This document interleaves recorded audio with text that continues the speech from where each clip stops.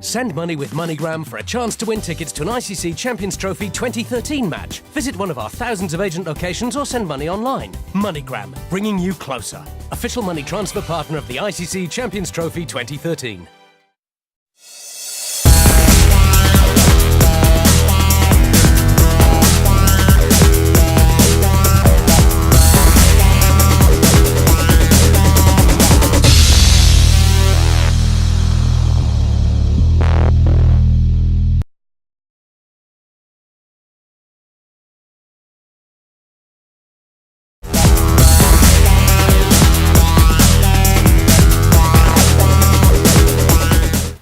Thank you very much.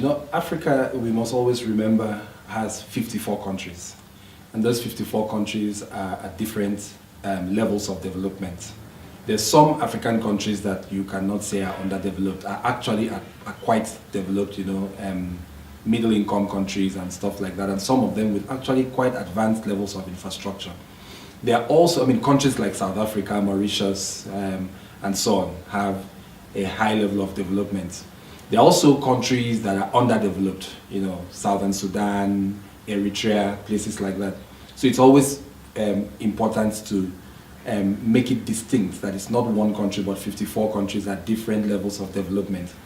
In saying that, some parts of Africa are underdeveloped, grossly underdeveloped, but we must also always remember that sometimes underdevelopment offers opportunity. I remember a story from, I think it was Somalia, many years ago. I watched on Africa Open for Business DVD, where when the government collapsed, a bunch of private sector people, because the national airline collapsed, a whole new airline industry was birthed, because a bunch of private sector people got together and formed 5 airlines. They regulated themselves, they built runways, and they flew, and the airlines grew, actually.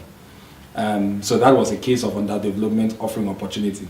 Having said that, there is also a lot of barriers that underdevelopment creates, which some foreign investors may find as an inhibition. So I think the summary would be, yes, on the one hand, Africa is underdeveloped in some parts, well-developed in other parts, at middle stages in some parts. It offers an opportunity. It can be barriers and challenges, but it's possible to overcome some of these challenges.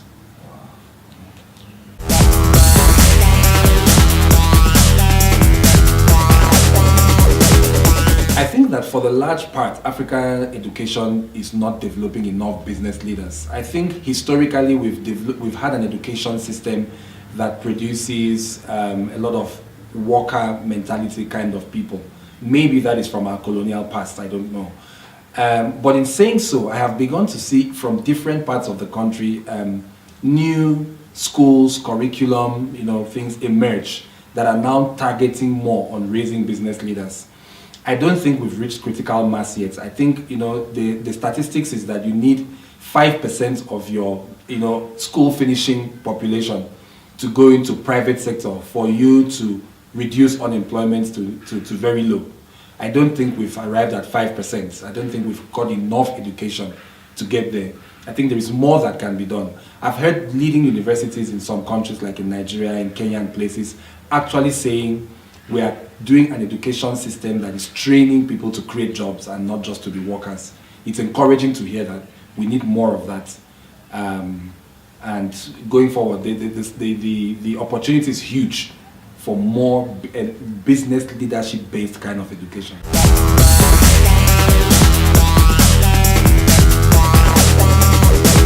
More of a prestige thing, more of a mindset thing. The British were our colonial masters. There is something that makes London more valid than Lagos.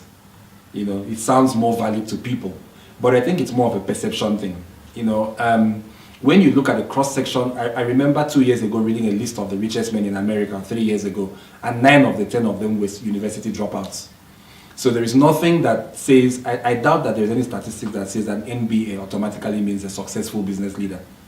There are chances. Men like Aliko Dangote grew up in Lagos, worked in Lagos. I don't think he has an MBA from Oxford or something. So it's a prestige thing that we have developed over the years. It does not necessarily mean that a guy who went to Oxford will be a better business person than a guy who went to university in Cape Town. But having said that, some places are more practical in their orientation towards business development than others. They offer you more opportunity to interact with real life business people than others. Obviously, in London, there is more business, so there is a greater opportunity to interact with somebody who has done business successfully. That gives you an advantage to doing it in some African country where there's very few successful business people, there's very few role models.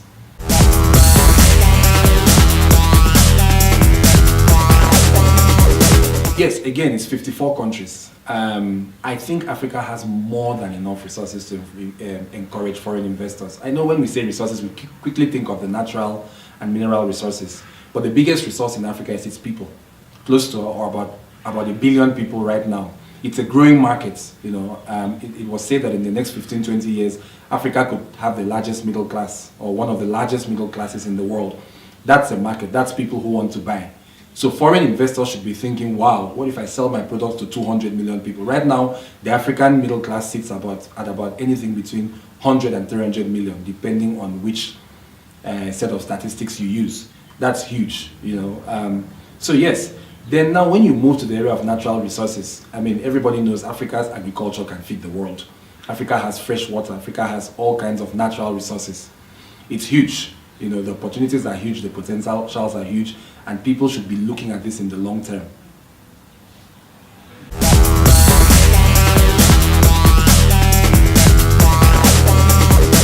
You know, Africa has so many problems that sometimes when you ask that question, one thinks, where do I start from? But I think there are some very basic things we can do that will, you know, speed us up. One of the challenges we have in Africa is that some of our markets are so small because we have 54 different countries with 54 business regimes. Some markets are so small that they don't really attract foreign investors. Some countries are 1 million people. Now, if we were able to take out the trade barriers and encourage intra-Africa trade, that would boost our business hugely. There is a lot of business we take outside of Africa that we should actually be doing amongst ourselves.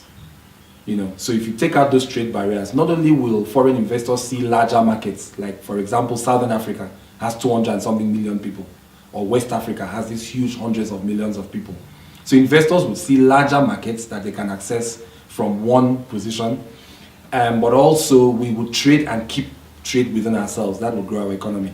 The other thing Africa needs to do is really invest in its education, educating business leaders. I personally think that curriculum, primary school, probably even secondary school curriculum should be business education, entrepreneurship should be integrated at that level, so that by the next generation, we have a large number of people thinking wealth creation. Another thing our leaders should really look at, and we should really look at, is infrastructure. Infrastructure is the backbone of development in any society. It's like the nerve system of the body. If you have roads and rail and airlines that traverse the continent, more business will happen instantly. A very good example is the Maputo corridor between South Africa and Maputo. You need to see the amount of trade that happens between those countries as a result of that expressway. And then two more things I think are important. Agriculture is one thing we should pursue because agriculture has the highest potential to reduce unemployment. And food is a basic need. People will always eat food. And then manufacturing. There's no way we will develop if we're not producing most of the things that we need. We cannot develop by importing our basic needs. So these are just, I think, 4 or 5 things I've given. There are many other things that can be done, but these are important. Of course, policy is important to make these things happen, and then financial investment into those things.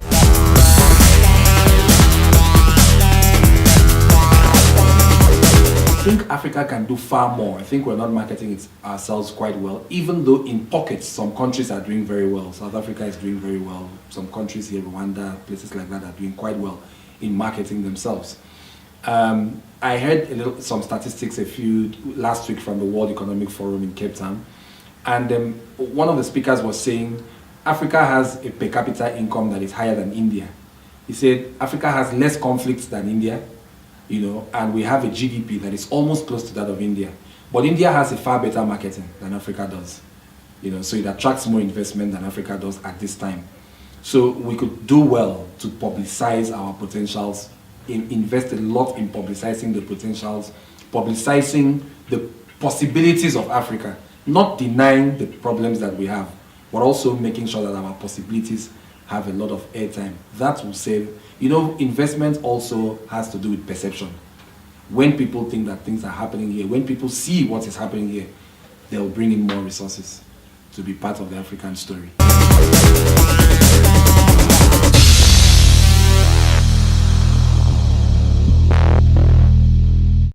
Send money with MoneyGram for a chance to win tickets to an ICC Champions Trophy 2013 match. Visit one of our thousands of agent locations or send money online. MoneyGram, bringing you closer. Official money transfer partner of the ICC Champions Trophy 2013.